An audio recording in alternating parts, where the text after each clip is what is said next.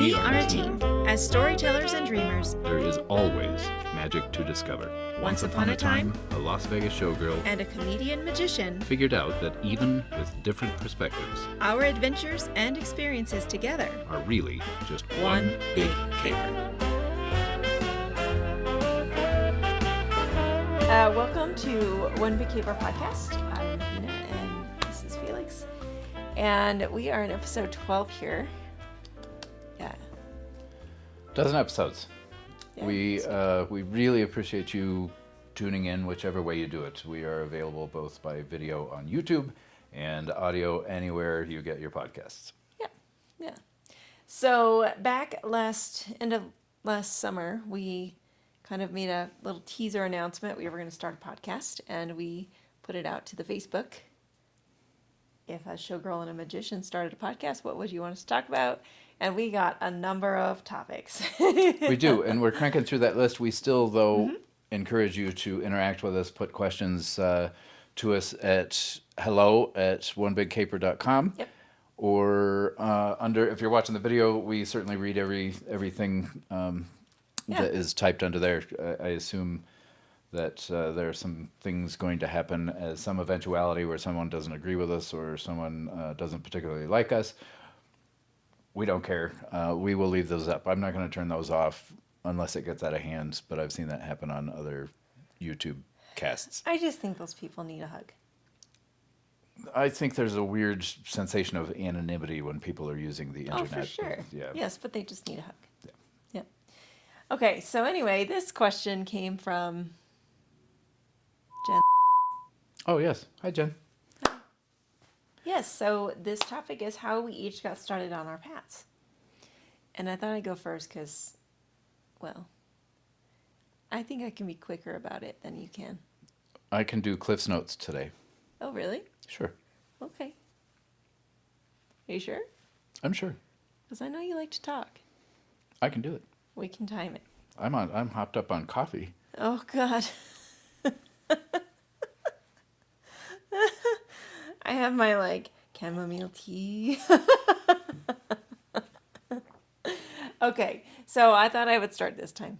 Okay, good. Okay, so I got started off in dance. My parents owned a dance studio. My mom was a dance teacher. She started off in dance because her mom, my grandmother, worked at a dance studio. And the man who opened the studio, it was Don Crosby's dance studio or something like that, here in Denver, Colorado, back in the 50s, 60s, 70s, 80s, probably to the 70s. He was a vaudeville performer. So there was a bit of that in my mom's training. So that's kind of cool. But she just kept being a dance teacher and then decided, hey, she wants to be an entrepreneur. So my parents opened their dance studio when I want to say I was 6 or 7 years old. And we were the once a week kids. We would go to class Saturday morning and live at the studio. We literally lived at the studio. It was so crazy. Like, if it was now time, it'd be cool to have the loft above the studio, maybe. Back in the 80s, that was not cool. The studio was in the suburbs. Long story short, I got into competition dancing, so I trained in jazz, tap, ballet. At the time, it was called lyrical, and now it's called modern contemporary dance. And then at one point in my life, I chose ballet. I had this, 13-year-old fell in love with ballet. Watching Dancers, Baryshnikov movie, if you've ever seen it, it has a very romantic idea of what ballet is like and being a ballerina, and The Turning Point, which Anne Bancroft and Shirley MacLaine. I remember I was introduced to Baryshnikov with the Gregory Hines White film, Nights. White Nights. Uh-huh. Yep, that one too. Yeah, so I actually met Baryshnikov too. I had no idea. When I was 14. Yep. That's really cool. Yep. Okay, I Yep. didn't know. Yeah. So he was doing the White Oak Dance Project, which was I believe, with Twyla Tharp choreography. So he really, like, when he defected, he went and, sought out freedom to creatively self-express, which is really cool, which I love. So I went through this whole thing of training, Russian training, and I got a scholarship to study in Russia at the Bolshoi Ballet Academy. And that was when I was 16. I was in the 18-year-olds class. That's apparently how good I was. But I came back, and it was kind of a rough time coming back. There was a lot of culture shock. It was culture shock going there and then culture shock coming back because I had lived there for about 3 months. And at that point, it was time. I was a junior, going into my junior year. It was kind of time to start figuring out what I was going to do with my life, which I think is so ridiculous. My oldest is at that stage right now. I can't even imagine. I'm sitting there at dinner like she's 16. She's the exact same age I was when I went to Russia. I just can't even imagine. But I mean, she's got a good head on her shoulders. But that experience is just incredibly trying. So anyway, I was like, you know what? I'm going to do this. I'm going to try to be a professional ballerina. And I had the kind of like green light from my teacher, like she's going to make it. And so I pursued it. And that involved sending VHS tapes and resumes and 8x10s to ballet companies all over the country. I didn't even think internationally, but my mom was there with the big envelopes sending out the videos, and that was my college career prep. Back in the day, the late 90s, it wasn't a thing to get into a company that also had the university. That's what the bigger companies are doing now, so that you dance full time, but that you're also going to school full time, and it's like this curriculum they have for dancers, so that when they're done dancing, then they have something else to do. They're not just in the streets, some of them, or having to marry a sugar daddy or whatever. Like that was kind of the option as a ballerina. Like you marry the director or the director's son. But so I did that. I actually got into a ballet company. I didn't get into the ones I wanted because I was too tall. I was about 5'8¾", so I was almost 5'9", and I got into Nevada Ballet Theater. New artistic director, and they had a couple of 5'8" girls. So I was the tallest, of course, in the company, in the corps de ballet. So I was a little taller than everybody, especially with my big feet on point. But 3 years of that, and I was miserable. Like ballet was not this beautiful romance that I thought it was going to be. It really was awful. It was like, I do not recommend it for anybody. There's a number of reasons, and maybe someday I'll write a book about it, I guess. I don't know. I learned a lot about perseverance for sure and pushing through. But how I became a showgirl, I just transitioned from the ballet company to being a showgirl. It was let out of my contract. Whew, thank God. I can't remember what the out clause was. The logical transition, or logical foundation of that transition, was Athena's height. Yeah. So one of the old males had left the show. He was the principal, and he got tired of working his butt off. He was an older Russian guy. He left, and we went to Jubilee, and he was happy to be a chorus boy because he was making double almost double what he was making as a principal dancer. I think they were making $450 a week in the late 90s, and he went to the show to make $715 a week. There's a reason that most ballerinas are smaller in stature, because there are a lot of lifts involved. Dominantly, of course, male dancers are doing the lifts, and it's difficult to find male dancers who are taller than Athena and can throw her in the air. Yeah, no, or hold her there. No throwing. Right. Yeah, that was one of the complaints of my partner in Russia, was that I was too heavy. Yeah, even at 16, I was getting weight notices that I was too fat. So anyway, he came to class one day, and he said they're having auditions in the show. They will love you. And he counted off how many of the ballerinas that had left and gone to become showgirls. And I was like, why would I want to be a showgirl? Which I still remember that, that judgment in my voice that I had when I said that. And I did it because I was just like, you know what, let's just try something new. Let's just do this. So I was 20 years old at the time, and just went in there, and I hadn't done a real dance audition ever. I'd only ever done conventions and workshops. So it was like a whole new experience. Like a ballet audition, you do a full class. But this was like you do a ballet combination, a jazz combination, and then I think we might have done tap, and then you walk across the floor, and then you stand up in a line.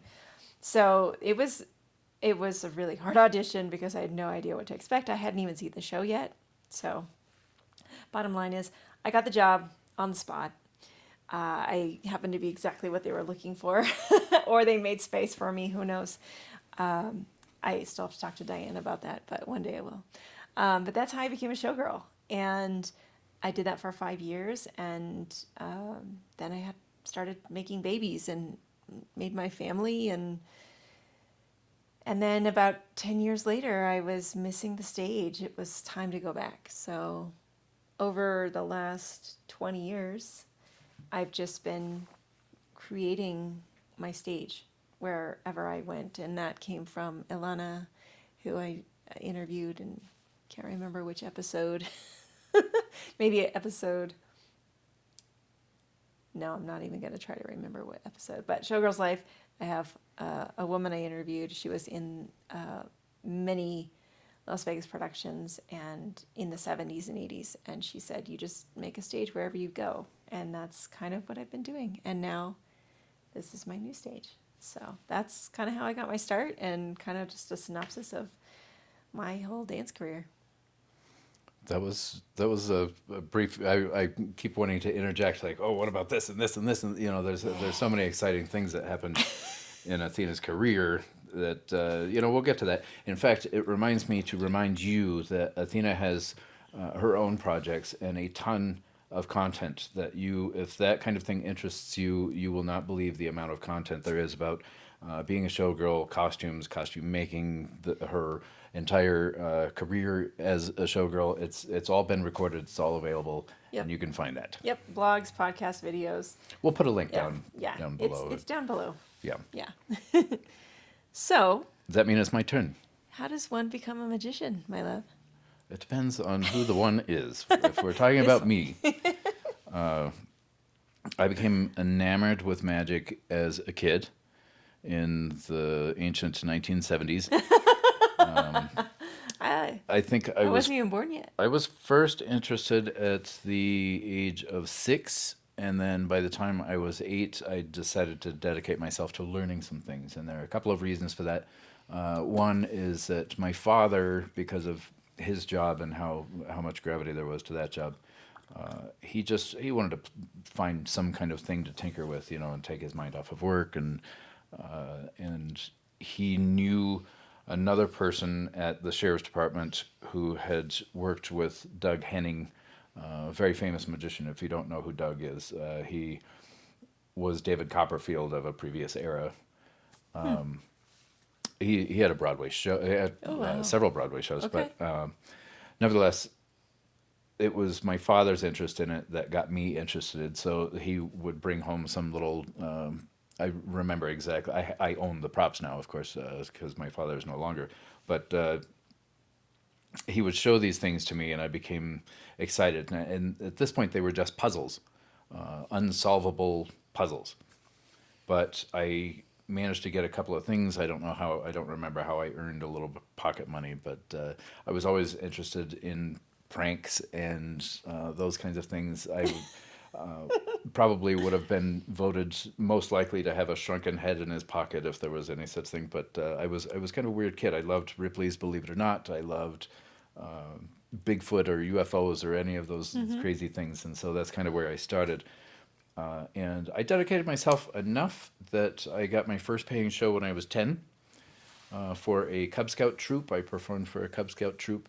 And it was right about that time that, a little bit after that, my cousin Bobby had a job at a magic shop nearby. And he would come home, I would see him, I think about weekly, and he would show me something and would refuse to give me the secret, of course. So it was almost an act of vengeance that I had to go out and learn how these things were done. I ended up eventually working for the same magic shop for several years, but it has been a lifetime thing. I did realize it took me a lot of years of doing that kind of thing to realize I didn't have a mentor in magic, and I didn't go see a lot of live shows, and I can't cite a specific time when the light bulb went off, but there is a big difference between demonstrating an impossible puzzle and being an entertainer. There is a huge difference. One, forgive me for saying this, I'm probably going to get a lot of people upset with me, but one is public masturbation. And the other, You said it. and the other is being an entertainer. And being an entertainer requires so much more than learning how to manipulate something in a way that nobody can figure it out. So I dedicated myself to that and to consuming as much as I could from entertainers who happened to perform magic. And that's where I went. And I think that there have certainly been experiences in my career as a mentalist, magician, psychic entertainer kind of person, mostly mimicry from watching footage or people performing live that helped me understand that. I performed as a busker in Boulder, Colorado in my teens, and I decided to push myself and explore a couple of different art forms just to be able to wrap myself around that idea of being an entertainer. One of those things was that I performed as a mime in Boulder, and that was an interesting exercise because I had the anonymity that the makeup gave me, but I also didn't speak, so my responsibility was to be able to perform and be entertaining Yeah. without the crutch of being able to speak. Yeah. That's or a hard thing props. for you. It is. Well, I can talk, but that was a good exercise. One that I would recommend. Unfortunately, there's a stigma about mimes that people want to avoid. To a degree, it's worse than it ever was. Too, people hate mimes anymore. Oh. So it's almost a dangerous Because thing to do. they're mean, right? Mimes are not necessarily mean. No, I mean Oh. if they're just doing the box thing or whatever, it's considered goofy and trite. Okay. Which is sad because it's a physical art form, and there are entertainers. Yeah, I'm going to put a link down below this so that you can see some entertainers that I really respect who work silently. One is Avner the Eccentric, who is kind of a friend of mine. I wish we were closer geographically so that I could actually speak more with him. But I'll put a link in so that you can see Avner perform. What? I'm just looking at the time. Oh, well, all right. I promise to synopsize and I get excited about this. So I'm being told to roll on. No.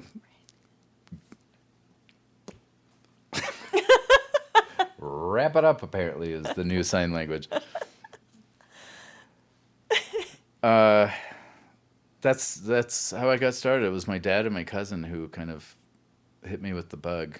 And then seeing some of the things that I got to watch on television really solidified my interest. And then experiences and rewards that I got to have as an entertainer, when I was fooling around with it as a busker. People aren't buying tickets to see a busker. You get paid after you do a good job. And if you don't do a good job, you don't get paid. Right. That's a good education. So who was your idol growing up? I would say that the most influential magician would be Harry Anderson. Yep. And it was flattering when one of the most famous magicians in the world said, "You remind me of Harry Anderson." Now he would have said, "I can tell you're mimicking Harry Anderson," and I don't want to be a mimic at all. So I've come up with original material and character and that kind of thing. But I'm glad that Harry's in there somewhere. Yeah. Yeah. Yeah. Cool. Yeah. So you said something. I just want to touch on this, but Sure. I think it should be our next episode. Okay. Being an entertainer. Oh, that's a whole podcast. That's, Oh, for sure. Yeah. Like we could do a whole series on it. Mm-hmm. I didn't remark on the change I had to make from being a ballerina to a showgirl. It wasn't just, and I went to being a covered showgirl, which are called bluebell dancers. I went from being a ballerina to wearing, leotard and tights and tutus and point shoes to wearing G-strings and high heels and rhinestone studded bras. Metal ones. Metal, yes, they were metal and not very comfortable. But the biggest change that I had to make was going from rehearsing up to 40 hours a week, rehearsing, practicing the repetition for no audience, to performing 12 shows a week, which was about 36 hours a week of being on stage and costume changes and performing, like for an audience, entertaining, that energy exchange. And that's what I got hooked on, was that high. And when you were talking about that, I was like, oh, yes, that's important, because you could do all the magic tricks with all your spidery fingers. And I learned a few card tricks when I was obsessed with playing cards. But connecting with your audience, helping, engaging them, pulling them in, and helping them feel seen, there's an art to that. There's a big difference between And- that and, Yeah. certainly, developing the skills to be able to do the things, that's a lot of work. Yes. But communicating to a young artist who aspires to be on stage that, okay, you're halfway there. Now that you've spent your whole life doing this so far, You're a good dancer. you have a lot more work to do You can because kick your leg. That's awesome. Yeah. But we'll do an entire episode yeah, about let's do that. it. Yeah. Let's do it. I realize that we always have juicy bits. I think in the last episode we did not have a juicy bit. We didn't have a We juicy didn't have bit. So, we Beep. bleeps happen. I wanted to say one thing is just a bit of trivia that I enjoyed learning myself. Getting into entertainment and being enamored by being an entertainer caused me, of course, to consume whatever I could get my hands on, pre-internet, mind you. So I was at the library going through things. But one of the things I remember seeing always in these photographs of dressing rooms, especially dressing rooms in which female performers are getting ready, is that there are costumes always hanging on the lights around the mirror. And I don't think I really ever asked myself why that was, but it made absolute sense when Athena described being a showgirl and having to wear these body chains and metal brassiers and that kind of thing. You gotta warm it up. Yeah. Yep. Exactly. In the summertime, we would turn the lights off, all of our lights on our thing. But in the wintertime, we turn them on so that we could hang our underwires nearby. So That makes sense. That's a bit of trivia, but Yeah. thought you'd enjoy that. Yeah, juicy bit. Nice. Yeah. High five. You're welcome. Thanks for remembering. So, yes. There's that. There's that. Yeah. We are a listener, viewer driven product. Yeah. So we encourage you to interact with us. We actually love hearing from you. You can get a hold of us a number of different ways. That's all down below too. Yep. We'll see you next time. We can't keep doing this without you. Give us just a little bit of your time by subscribing, sharing, rating, or talking about One Big Caper with someone else. We truly appreciate your support. We want to hear your stories. Visit onebigcaper.com to get to know us even more. This episode of One Big Caper was published in 2022. All rights to broadcast in whole or in part are the property of Gazellus Productions, LLC.